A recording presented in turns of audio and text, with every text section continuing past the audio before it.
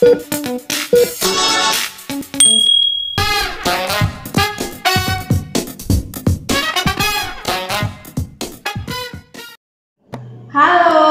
salam jumpa, salam sehat, salam Fransiskus berjiwa besar. Salam jumpa kembali di channel YouTube TK Fransiskus 2 dalam cerita Yunus tidak taat kepada Allah.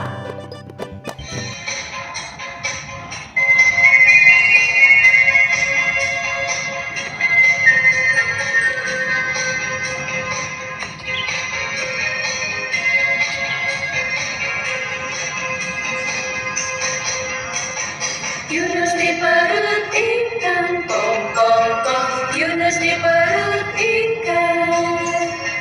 Karena dia anak Tuhan, makanya diselamatkan. Pom pom pom, cuap cuap, pom pom pom, cuap cuap. Yunus di perut ikan, pom pom pom. Yunus di perut ikan. Karena dia anak Tuhan, makanya diselamatkan. Pom pom pom, cuap cuap, pom pom pom, cuap cuap. Yunus, ia adalah salah seorang utusan Allah. Suatu hari Tuhan berfirman kepadanya, Aku ingin engkau pergi ke kota Niniwe. Katakan kepada orang di Niniwe, mereka hidup jahat. Aku akan menghukum mereka. Yunus tidak menyukai tugas itu dan tidak mau melaksanakan. Maka ia pergi ke Tarsis. Tetapi Yunus lupa bahwa Tuhan Maha Tahu. Yunus pergi ke pelabuhan Yafo mencari kapal yang bisa membawanya ke Tarsis. Akhirnya Yunus menemukan kapal itu. Segera ia membeli tiket dan naik kapal itu.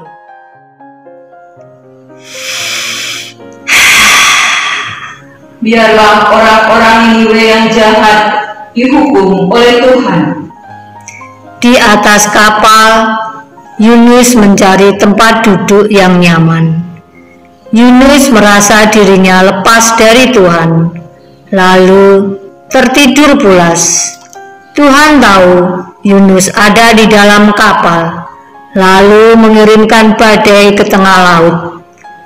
Kapal yang ditumpangi Yunus terombang-ambing. Semua orang berdoa menurut agamanya masing-masing, memohon untuk diselamatkan. Bangun Yunus, bagaimana mungkin kau bisa tidur pulas di tengah badai seperti ini? Berdoalah kepada Allahmu, mungkin bisa menyelamatkan kita.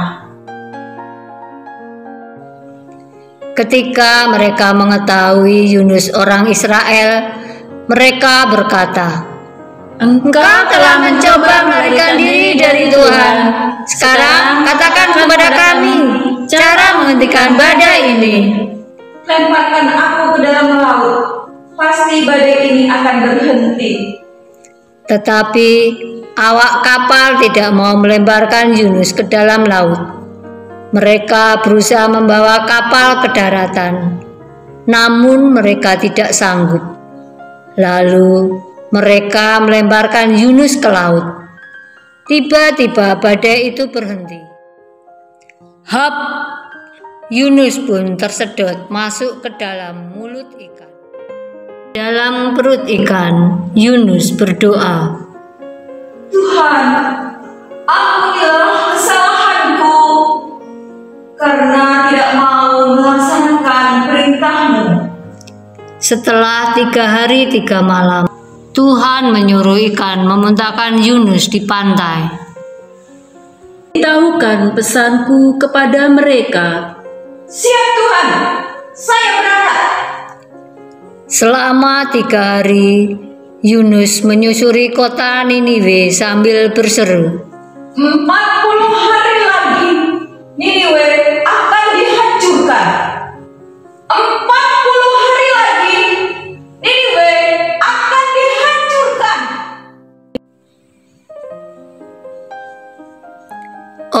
Orang Niniwe mendengar seruan Yunus dan terkejut. Ketika raja mendengar berita ini, lalu turun dari singgasana, melepas baju, kemudian memakai kain kabung dan duduk di abu.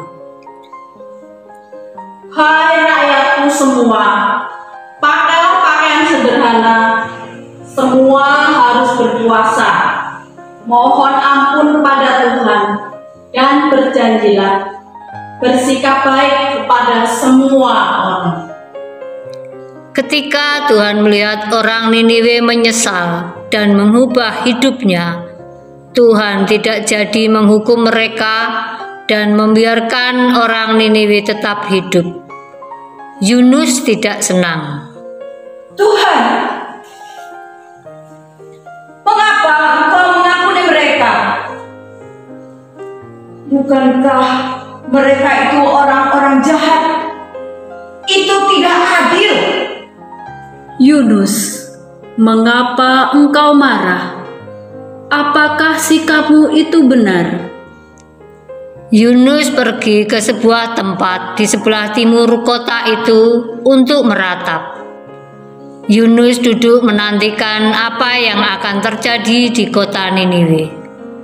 Lalu Tuhan menumbuhkan sebatang pohon jarak untuk menaungi Yunus dari panas matahari, supaya Yunus terhibur hatinya. Namun, Tuhan mengirim seekor ulat untuk menyerang pohon itu. Keesokan harinya, Yunus melihat pohon itu telah layu. Setelah matahari terbit, Tuhan mengirim angin timur yang panas, sehingga sinar matahari menyengat kepala Yunus. Tuhan, lebih baik aku mati daripada hidup. Pantaskah engkau marah karena pohon itu layu? Sudah selayaknya aku marah. Kemudian Tuhan berfirman, Engkau sayang kepada pohon itu, padahal engkau tidak menanamnya. Lalu bagaimana mungkin aku tidak sayang kepada orang-orang Niniwe yang tidak tahu baik dan buruk? Itulah sebabnya aku menyuruhmu memberitahu mereka, mereka perlu belajar membedakan baik dan buruk. Sekarang, melalui engkau, mereka telah mengenal aku. Demikian cerita Yunus tidak taat kepada Allah. Anak-anak, agar kita hidup bahagia, kita harus patuh kepada Tuhan, kepada orang tua dan guru. Sampai jumpa lagi di cerita yang lain. Bye.